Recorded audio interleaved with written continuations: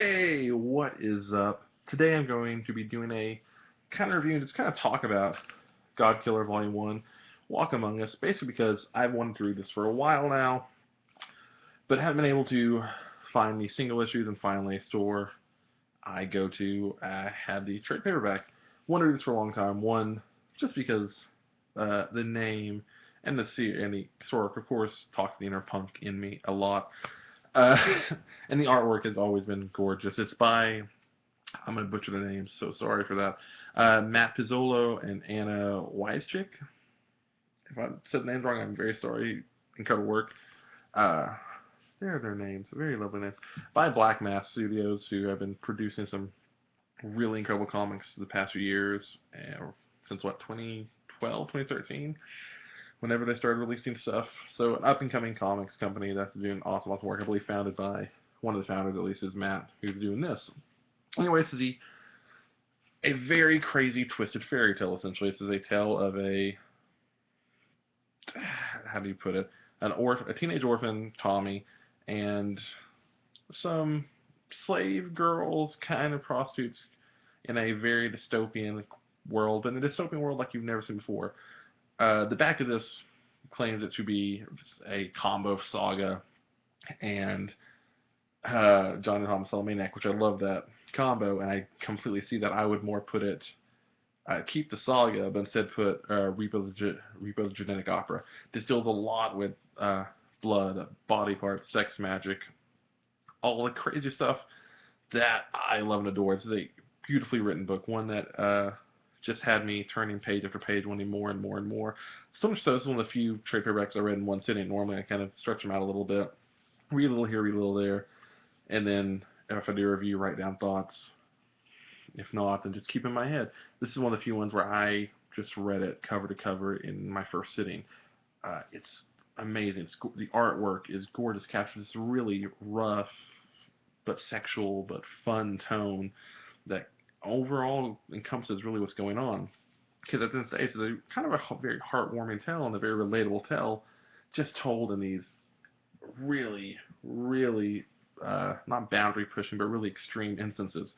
I will completely give fair warning that if you are turned off by excessive violence or nudity or odd takes and different takes on sexuality, on just things that I normally find very intriguing, but I know a lot of people, not necessarily a lot of people, but some people just don't like, and that's fine. It's to each their own. For me, I loved it, but there are also, I won't get into spoilers for what happens past this, because after reading this, I had to basically special order issues past this.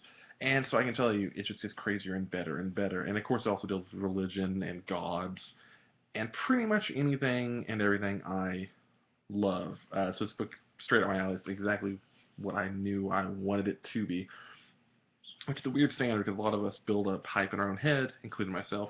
And this has had that hype because based off the name, based off of the synopsis, based off what I had heard, I had this book pretty built up in my head and actually kind of surpassed a lot of what I wanted it to. It's just very, very interesting. I'm trying to kind of keep it spoiler-esque free and not talk too much about the actual story because, for one, it's not hard to explain, but it's a very not simplistic story. I mean, it's a very simplistic story, but with very unique very unique elements dropped in. It's something that once you sink your teeth into, there's an entire world fleshed out here, and it's a dark and horrifying world, but gorgeous because of it. I mean, there's just some artwork here that's just incredible. I mean, I love the artwork is straight up my alley. That's all I can say. I I can just brag on the author, on the artist nonstop on this book. To be completely honest, this is a book that I kind of wish I would have thought of. It is amazing, very iconic, very symbolic art. So why did I say symbolistic? Sorry, my mind's not working, but I wanted to talk about this book a little bit. Symbolic art, and like I said, the including elements of sex magic, which they touch on a little bit here, but it's not overtold. They don't oversay anything. It does what I love what stories do, which is basically presents you, the reader, with these cool little elements, but doesn't over-explain anything, and you kind of make up a lot of it as you go, or from what you learn. It's very intriguing that way.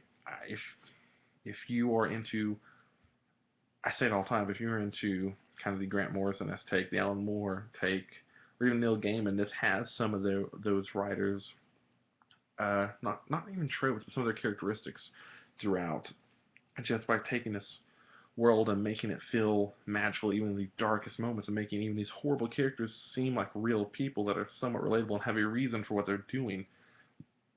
This book accomplishes what a lot fell at, so I highly, highly, highly recommend giving it a read, checking it out. I believe it's on Comixology. I know you can go to Black Mass Studios and buy single issues, buy a trade, go to your store. Plus, another thing they do, much like Image Comics, this first trade is only $9.99, and I believe it's the first 3 issues, but they're pretty big issues. I know the first one especially, maybe double size. I'm not positive, but it's well worth $9.99.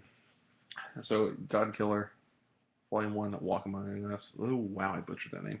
Godkiller Vol.1, Walk Among Us. Go check it out. I'm not going to edit this video because I have others to do, but wanted to get this out there. So go read it, go buy it. Tell me what you thought in the comments below. I'm really looking forward to reading more Black Mass stuff, more stuff from Matt, more stuff from Anna, more stuff from all of them, more Godkiller for sure. I'll see you guys in another review or video.